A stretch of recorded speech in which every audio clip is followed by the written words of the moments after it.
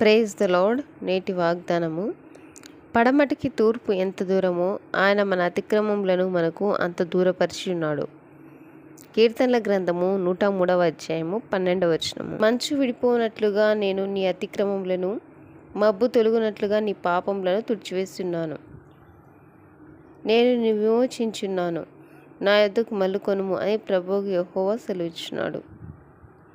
నేనే నా చిత్తానుసారముగా నీ అతిక్రమములను తుడిచివేయుచున్నాను.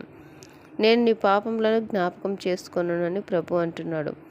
కనుక మనం ప్రభు నిత్యం స్తుతించాలి.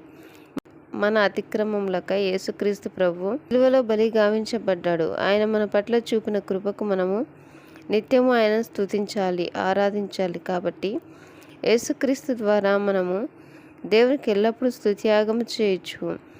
అనగా ఆయన నామమును ఒప్పుకొనుచు జిహ్వాఫలం అర్పించుదుము. ఆమేన్.